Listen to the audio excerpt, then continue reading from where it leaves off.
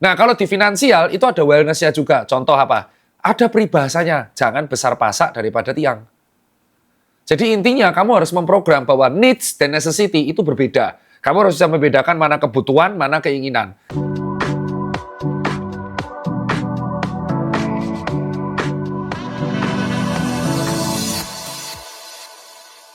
Assalamualaikum warahmatullahi wabarakatuh. Kembali lagi bersama dengan saya Tirta Citot, sang pecinta otot, di konten Tanya Jawab bersama Tirta. Hakim mau tanya apa, Hakim? Pak, mau nanya. Sekarang ini kan banyak orang yang mulai sadar pentingnya tentang menjaga kesehatan. Apa ulang? Sekarang, gitu. Ulang. Sekarang banyak orang yang mulai sadar pentingnya menjaga kesehatan fisik. Menurut Bapak, kenapa kesadaran untuk hidup sehat itu semakin meningkat dan kenapa kebiasaan sehat sebaiknya dibangun sejak dini, bukan menunggu sakit? Ini pertanyaan yang sangat bagus banget, panjang dan bagus. Ini pertanyaan berkualitas, daging wagyu, dah basa-basi bridging ya. Saya rangkum karena pertanyaan Hakim terlalu panjang ya. Kenapa orang zaman sekarang menganggap bahwa kesehatan atau kebugaran fisik atau wellness itu adalah sebagai bentuk flexing terbaru? Betul. Karena adanya kemajuan teknologi dan kemajuan keilmuan. Ya, sekitar 10, 15, 20 tahun lalu, akses media sosial itu tidak segarang sekarang. Mari kita membaca berita atau membaca keilmuan kalau nggak dari koran ya Google. Tapi dengan berkembangnya teknologi, terutama berkembangnya internet dan sosial media, sekarang kita bisa mengakses informasi, apalagi dengan perkembangannya AI dan SEO. Wah, terbaik. Sekarang kita bisa mengakses info kesehatan dengan kebugaran. Dan akhirnya dengan semakin terbukanya keilmuan dan semakin banyak influencer dan kreator di bidang itu, entah itu dokter atau influencer kebugaran, praktisi, itu akhirnya membuat orang semakin melek bahwa kebugaran dan kesehatan adalah dua hal yang penting yang harus dijaga. Dan akhirnya itu menjadi salah satu bentuk investment untuk future. Dan perlu digarisbawahi, ini yang mirip-mirip ya, bahwa mirip-mirip sama finansial. Miripnya tahu apa, Hakim? Wah, Betul sekali. Nggak tahu, nggak notice dia main HP dia soalnya. Ini jadi cut, main HP dia. Ini kalau di Mas Yas asal tes lempar kapur. Ya. Das! Ya, karena apa yang kita lakukan menjaga kesehatan kebugaran, apakah pasti menghindari kematian? Oh tidak. Kita tidak tahu kapan kematian itu datang. Sama seperti dengan finansial. Apakah dengan cara kita menabung, ikut insurance, mitigasi risiko, apakah bisa menghindari hari apes? Nggak ada yang tahu. Yang kita lakukan adalah bentuk rasa syukur dan berjaga-jaga. Tapi kembali lagi ketika sudah takdirnya orang yang mati, ya wis. Setidaknya dia sudah berusaha untuk bersyukur, berikhtiar untuk menjaga kesehatan kebugarannya dengan cara menjaga kesehatan fisiknya. Jadi saya berterima kasih dengan banyaknya perkembangan teknologi dan ilmu pengetahuan sekarang dan akses internet membuat semakin banyak kreator-kreator di bidang health dan itu bisa meningkatkan kesadaran sekitar kita, keluarga kita akan pentingnya kesehatan dan kebugaran. Kejawab bro? jawab. Yoi, Tirta Citot, pertanyaan kedua. Pertanyaan kedua, prinsip lebih baik mencegah daripada mengobati, apakah juga berlaku dalam mengelola keuangan? Wah ini penting banget, pertanyaan bagus. Prinsip mencegah lebih baik daripada mengobati, apakah berlaku juga di keuangan? Yang pertama adalah jawabannya iya, berlaku. Karena itu sebenarnya quote itu terkait tentang namanya mitigasi resiko. Risiko itu akan selalu ada, tidak bisa ditekan menjadi nol, kecuali Anda malaikat ya, yang bisa hilang semua. Atau Anda Avenger aja kemarin dijuotos sama Thanos remuk. Ya, jadi yang kita bisa lakukan adalah mengontrol resiko tersebut ke kemungkinan terendah. Maksudnya di sini adalah contoh, apakah kalau kita gaya hidup sehat pasti bisa menghindari cancer? Nggak ada yang tahu, wallahu alam. Karena cancer itu sesuatu yang kita nggak tahu. Makanya disebutnya anugerah, karena bisa jadi orangnya six pack, tapi bisa jadi dia cancer, nggak ada yang tahu. Apakah kalau saya menjaga kehidupan saya yang sehat, tata bengek ini six pack, ternyata tekanan darah saya bisa tinggi? Bisa jadi kalau ada genetiknya. Tapi yang kita lakukan di sini adalah mitigasi resiko. Setidaknya kalau terkena bisa dikontrol lebih baik. Ya. Jadi nggak perlu ngerokok, karena sudah terkena asap polusi. Ngapain kudu-mudut, bener nggak? Nah di finansial juga seperti itu. Kalau Anda mempersiapkan rencana jangka panjang keuangan, rencana jangka menengah keuangan, rencana jangka pendek keuangan, itu akan membuat risikonya menjadi ketahuan dan bisa dikontrol. Tapi kita tidak tahu risiko yang lain. Faktor X seperti apa? Government.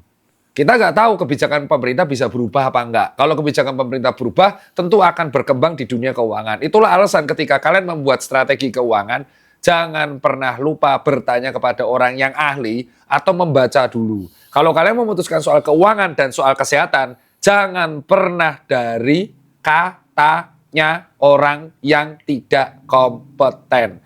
Contoh, tekanan darah hilang dengan cara diparut. Percaya nggak?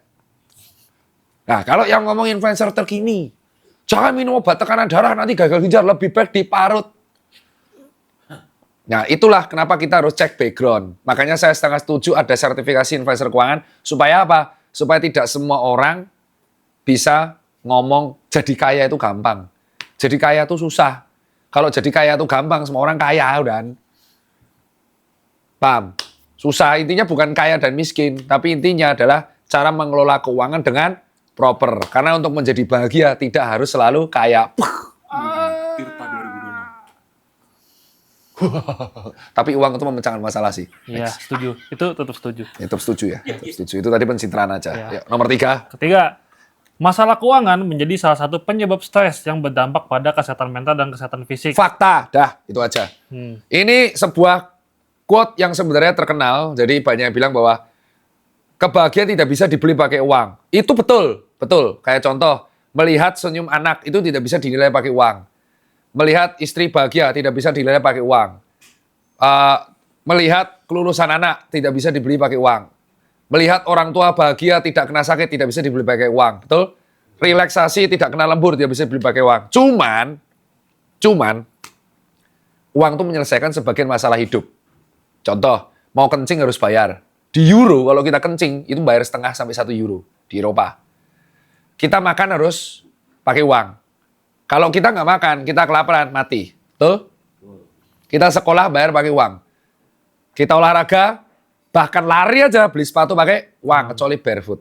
Segala sesuatu yang ada sekarang di dunia ini hampir semuanya membutuhkan uang. Itu alasan akhirnya uang ini bisa menjadi 2 hal. Sumber kebahagiaan atau kemakmuran, karena bisa memenuhi kebutuhan hidup kita, baik dari premier, sekunder, dan tersier, tapi bisa menjadi masalah baru. Kalau kita banyak utang, hormon stres naik. Hormon stres apa? Kortisol, uncontrol. Jadi apa? Uring-uringan. Itulah sebabnya saya mengatakan, kalau kalian ketemu orang pemarah di jalanan, itu selain dia kebelet ngising, bisa jadi dia banyak utang, banyak masalah di rumah, dimarahi bos, banyak utang, tagihan, akhirnya tidak punya pelampiasan, pelampiasannya di jalanan. Jadi di sini saya bilang, di jalanan itu kalian jangan pernah ribut sama orang, apalagi kalau orangnya cepat marah. Karena biasanya orang yang kesusahan uang itu cepat marah. Begitu kan kawan. Dan pelampiasannya kalau stres kerjaan atau stres mencari uang di medsos sama di jalanan. Hobinya gelut. Berarti dokter dulu gelut. Hobinya karena susah uang. Ya kan dulu tokonya ditutup karena COVID. Makanya pusing, marah-marah di medsos, viral. Nyesel saya tuh. Harusnya lebih proper dikit. Ya kan? Ya lebih viral lagi sekarang. Siapa tahu suatu saat 20 tahun lagi nyalon presiden. Bab. Presidennya di GTA 6 maksudnya. Gabung. Kan lagi pre-order gamenya. Belum selesai ngomongnya.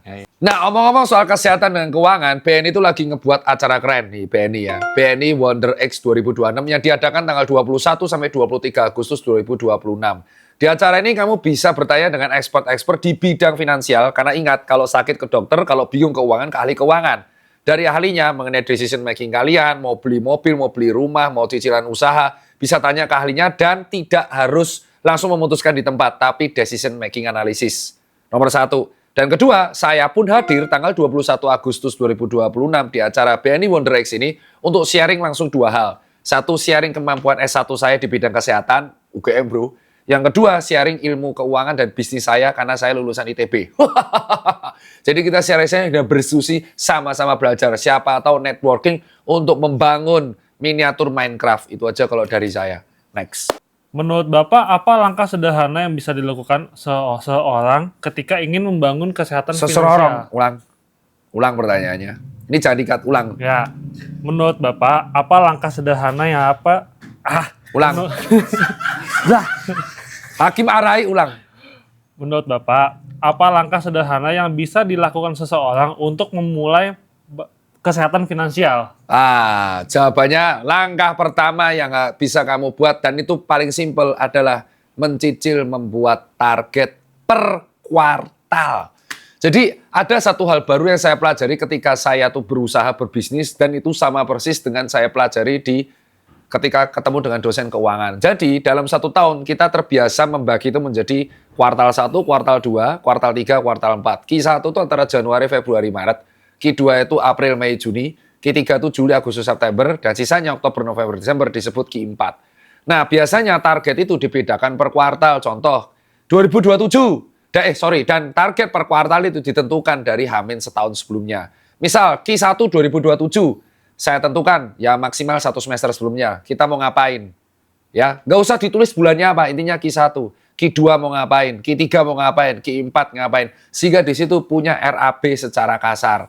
Setelah itu RAB pengeluaran, expenses, dan rencana pengeluaran diimbangi dengan rencana pemasukan. Sehingga kita bisa mengontrol. Dan akhirnya kalau ada amit-amit faktor X atau kejadian darurat, kita bisa siap dan tidak chaos. Jadi jangan boleh let it flow, saya let it flow. Tapi kalau kamu tidak ada pemrograman dan perencanaan, itu agak ribet.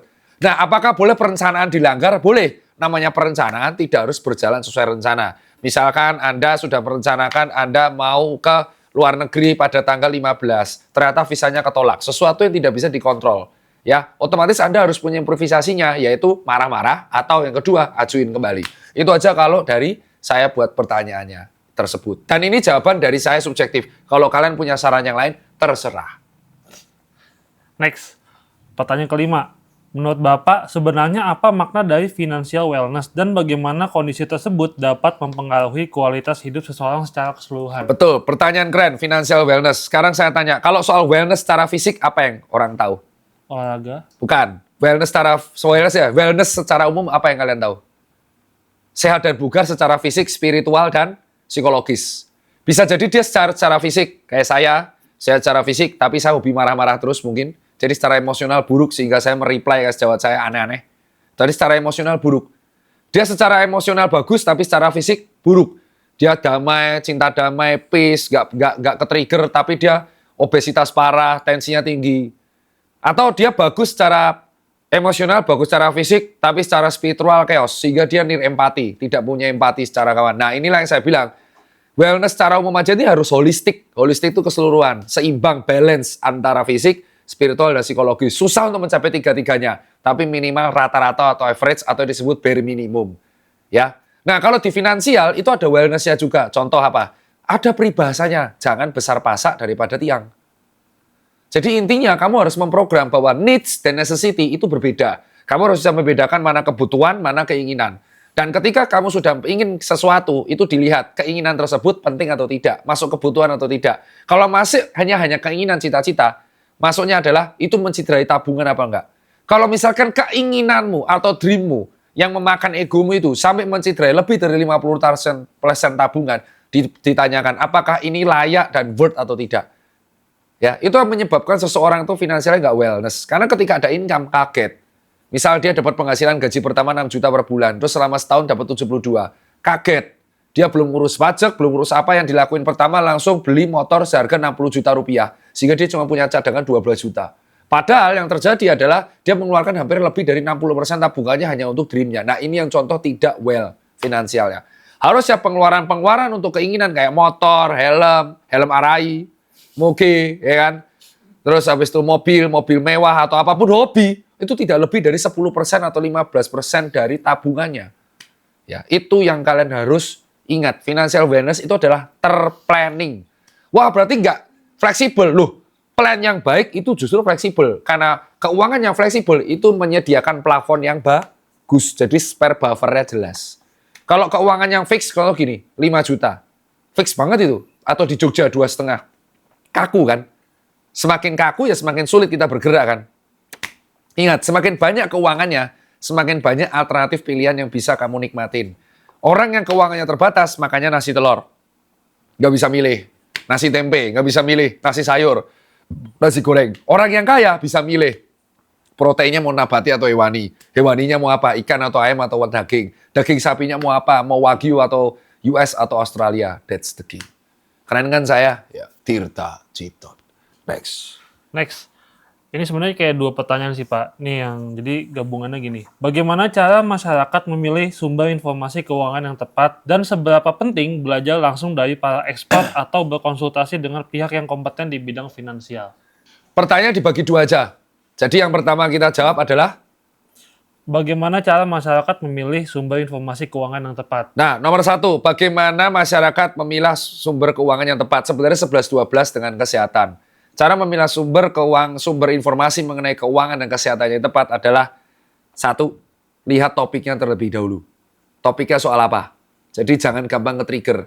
Jangan cuma baca itu dari kotak putih ditebal-tebali. Hakim titiknya 10. Nah, itu kalian contoh, kan sensor, ini sensor kan? Ya, nggak mungkin. Nah, ini yang harus dicek. Nomor 2, ya, dicek apakah yang berbicara ini praktisi di bidangnya atau bukan. Jika dia praktisi kesehatan, ngomongnya bidang apa? Apakah terlalu dalam atau bukan? Nomor 3, tidak ada sesuatu yang too good to be true. Ya, too good to be true. Itu cara memilihnya. Nomor 4, berusaha kritis. Selalu double check informasi yang kamu terima di sosial media atau dari katanya, event itu dari orang ahli pun, di tempat yang kalian tahu. Sisakan rasa curious dan kritisnya. Dan nomor terakhir adalah selalu diserap informasinya. Bukan untuk berdebat tapi mendengarkan. Semakin banyak kamu belajar, semakin gampang kamu menerima pendapat dan masukan dari orang, sehingga kamu gampang mengevaluasi. Jadi intinya adalah mengevaluasi informasi, tekniknya seperti itu.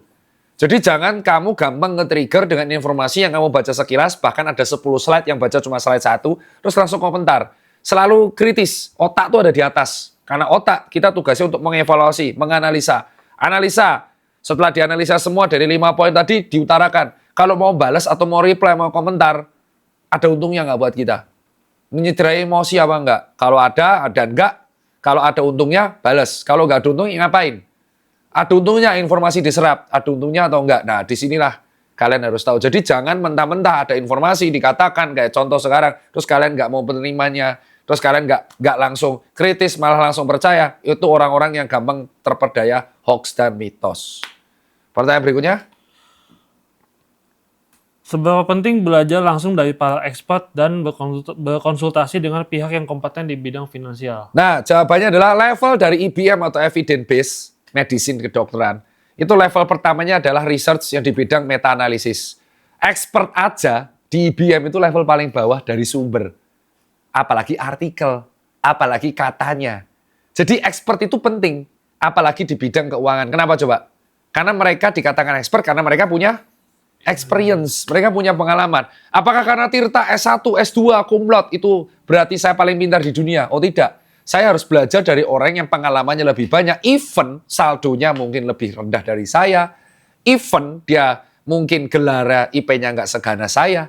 Karena apa? Belajar itu bisa dari buku, dari jurnal, dari e-book, dan bisa dari orang lain. Apalagi kalau orang lain tersebut mempunyai pengalaman dan sertifikasi dan riwayat pendidikan yang proper, sehingga kalian tahu. Tapi ingat, belajar dari mereka pun, kalian harus sisakan ruang kritis sehingga memiliki banyak POV. Seperti di kesehatan, ada yang namanya second opinion. Ketika dia tidak percaya dengan satu dokter dan masih ragu, dia berhak mencari pendapat dari dokter kedua, dokter ketiga, dokter keempat. Kalau waktunya ada, masih hidup dan uangnya banyak.